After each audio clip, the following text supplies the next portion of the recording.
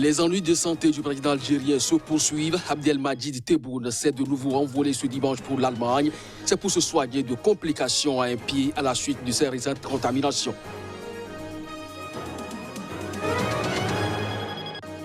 Au Bénin, la date du 10 janvier marque la célébration des religions endogènes.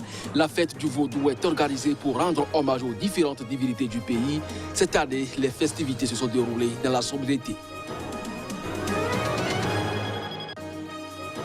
Les Seychelles sont le premier pays africain à avoir démarré la campagne de vaccination contre le Covid-19.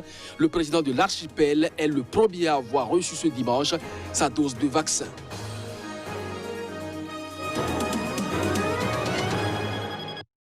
C'est là les grands titres à développer au cours de cette édition. Bonjour à chacun, bonjour à tous et bienvenue. Les ennuis de santé du président algérien se poursuivent. Abdelmadjid Tebboune s'est de nouveau envolé ce dimanche pour l'Allemagne.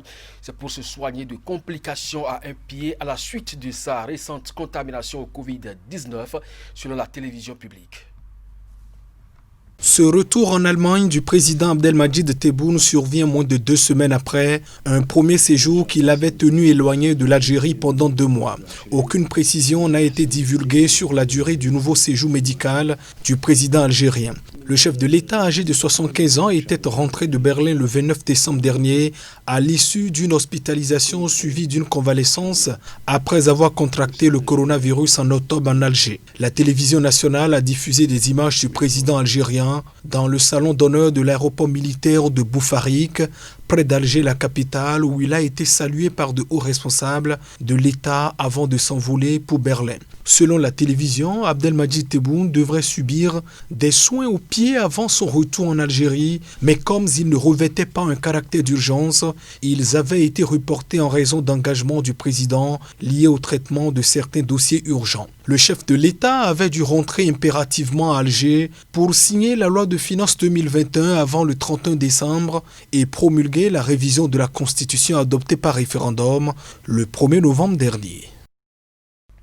En Centrafrique, la situation sécuritaire est toujours volatile. Ce week-end, une nouvelle attaque a été menée contre la ville de Bouar, située à quelques kilomètres de la capitale Bangui. Le reportage pour plus de précision. La ville de Bouar, à 340 km de Bangui, la capitale de la Centrafrique, de nouveau objet d'attaques violentes. Des éléments armés se sont attaqués aux positions des forces armées centrafricaines, FACA, en ces lieux abritant le camp Leclerc, quartier général de l'armée, dans la région ouest la plus densément peuplée du pays. Venus en appui, les casques bleus ont été également pris à partie.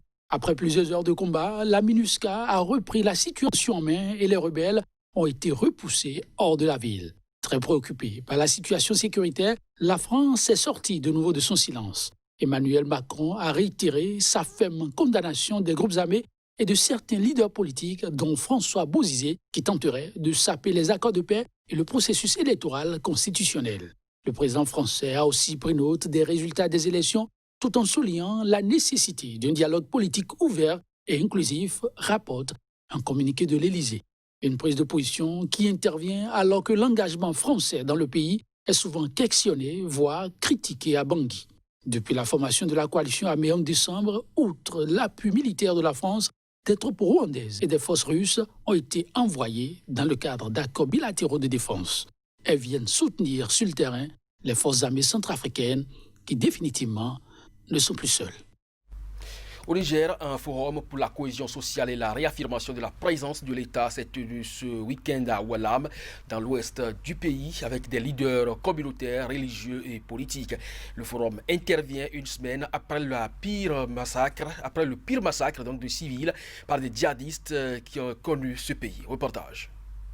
Un forum de réconciliation suite à des attaques djihadistes, une première dans ces zones durement éprouvées. L'initiative vise à raffermir davantage la cohésion le long de la frontière entre le Mali et le Niger, zone où s'est déroulée il y a une semaine l'attaque de 2 villages dans laquelle 105 civils ont été tués. Nous sommes venus évaluer et examiner avec vous la situation qui prévaut dans cette zone afin qu'elle reste cet espace de solidarité et de partage, de coexistence intercommunautaire qu'elle a toujours été, entre nomades et agriculteurs, entre sédentaires et pasteurs, entre Germains, Peuls, tamashek et arabe. Le vivre ensemble manifestement en sursis, l'autorité invitera ses administrés à rester solidaires et à ne surtout pas céder à la panique. Je vous demande de ne pas vous laisser distraire par cet ennemi qui cherche à vous diviser pour vous affaiblir et lui donner ainsi les moyens d'atteindre ses funestes objectifs. Depuis plusieurs années, dans le Sahel, les groupes djihadistes embrigadent à tour de bras, profitant des tensions communautaires existantes, particulièrement dans cette zone frontalière où les relations entre éleveurs nomades et agriculteurs sédentaires sont tendues, notamment sur la question foncière. Quelques jours avant le massacre meurtrier, plusieurs peuls accusés d'être djihadistes avaient été tués par les populations des villages à majorité djerma, ciblés ensuite à leur tour. L'autorité espère arrêter une fois pour toutes ce cycle infernal de règlement de comptes. Au Zimbabwe, le célèbre journaliste lanceur d'alerte Hopewell Chinono, déjà poursuivi l'an dernier, est de nouveau derrière les barreaux. Les mobiles de cette arrestation à travers cet élément. Une fausse information qui mine délibérément la confiance publique. Il s'agit là, en substance, du principal chef d'accusation contre Hopewell Chinono. Le très célèbre journaliste lanceur d'alerte qui a remporté plusieurs prix de journalisme a été arrêté pour avoir partagé sur son compte Twitter une vidéo montrant un homme présenté comme un policier battant à mort une femme à Harare. Samedi, le journaliste a fait une brève apparition devant un tribunal de Harare qui a reporté à lundi la demande de remise en liberté sous caution de ses avocats, dont l'un, Job Sikala, a également été arrêté pour avoir partagé la même vidéo.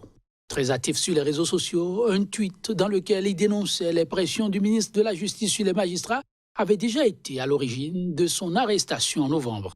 Très critique à l'égard du régime du président Emmerson Mnangagwa, Hopewell Chinono est particulièrement surveillé par le régime. Depuis son arrestation, beaucoup de voix se sont élevées dénonçant une arrestation arbitraire et appelant à sa libération.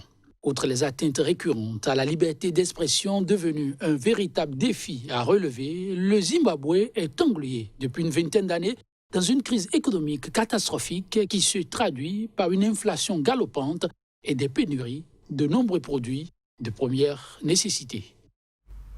Au Bénin, la date du 10 janvier marque la célébration des religions endogènes.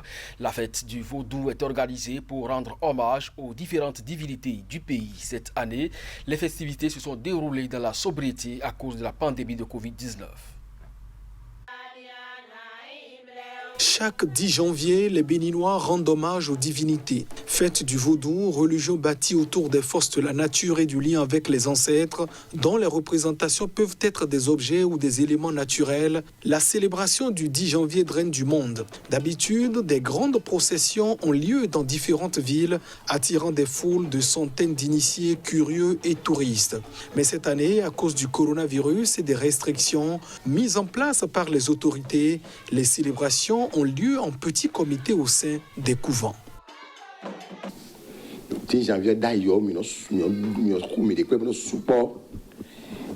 Avant, nous regroupions et célébrions avec faste le 10 janvier. Mais avec le Covid-19, nous sommes restés dans nos couvents et avons réduit le nombre pour éviter sa propagation. Nous prions pour qu'elle s'éloigne à jamais de nous.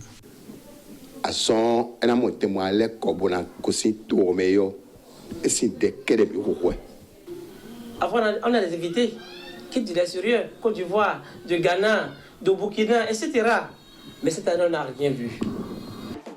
Sur la plage de Grand Popo, village côtier du sud-ouest du Bénin, une cinquantaine d'adeptes, tous masqués et tenus à bonne distance, ont toutefois fait le déplacement pour des libations et sacrifices. Le Bénin est très peu touché par le virus avec officiellement quelques 3300 cas, dont 44 morts. Les autorités ont toujours refusé d'imposer un confinement, mais elles ont interdit les grandes manifestations. En novembre 2019, le Tofa, un oracle, avait prédit une grave maladie pour 2020. Les Seychelles sont le premier pays africain à avoir démarré la campagne de vaccination contre Covid-19. Le président de l'archipel est le premier à avoir reçu ce dimanche sa dose de vaccin. C'est pour, dit-il, donner le bon exemple. Le président des Seychelles et plusieurs dizaines de personnalités se sont fait vacciner ce dimanche contre le Covid-19. L'acte posé fait de l'archipel de l'océan Indien le premier pays d'Afrique à lancer sa campagne de vaccination. Le président Wawel Ramwakalan a reçu sa dose de vaccin lors d'une séance à l'hôpital de Victoria, retransmise en direct sur les télévisions et les radios du pays. Et moi, mon premier monde qui pourrait recevoir ce vaccin.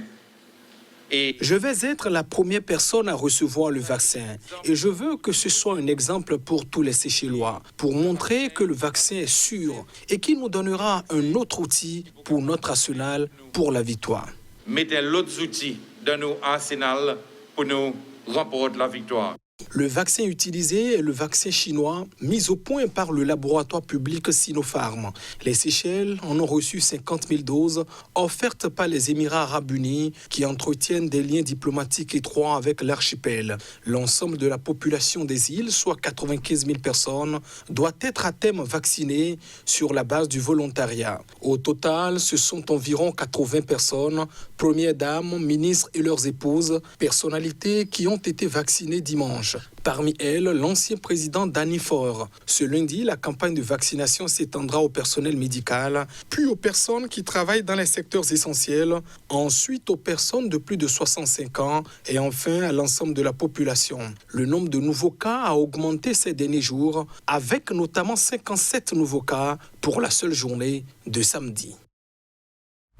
C'est cette information que se referme ce journal. Bonne journée en compagnie de nos programmes.